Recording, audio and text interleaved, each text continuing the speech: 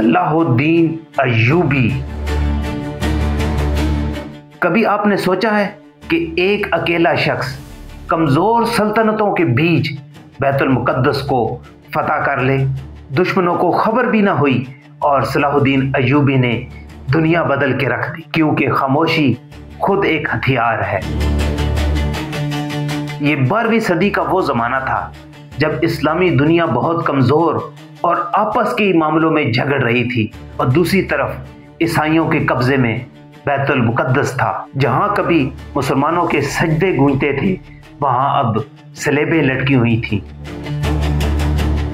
उसी दौर में सलाहुद्दीन अय्यूबी ने यह ख्वाब देखा कि बैतुल मुक़द्दस को फतह करना है, लेकिन वो ये अच्छी तरह जानते थे अगर इसको राज में न रखा गया तो दुश्मन उनसे पहले तैयार हो जाएगा। इसीलिए सलाहुद्दीन अय्यूबी ने अपने मिशन की तैयारी शुरू की, लेकिन किसी को इसकी भनक न लगने दी।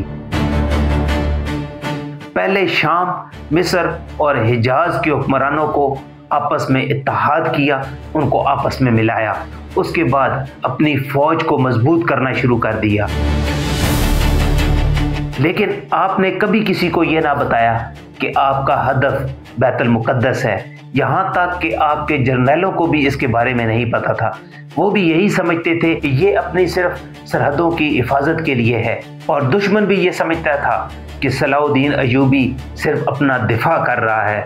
वो भी नहीं जानते थे कि इनका मकसद बैतुल मुक़द्दस है। एक दिन अचानक बगैर ऐलान के सलाहुद्दीन अय्यूबी ने अपनी फौजों का मुंह बैतुल मुक़द्दस की तरफ कर दिया। सलेबियों के जासूस हैरान रह गए कि ये लश्कर कहाँ से आए और कब जमा हुए।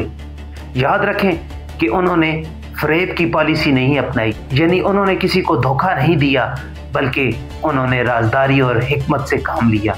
उन्होंने खामोशी को अपनी ढाल बनाया और दुश्मन को अपनी असल इरादों के बारे में भनक भी ना लगने दी। यही लॉ नंबर 3 है कि दुश्मन आपके इरादे नहीं जान पाता और वो सही हिकमत अमली नहीं अपना पाता।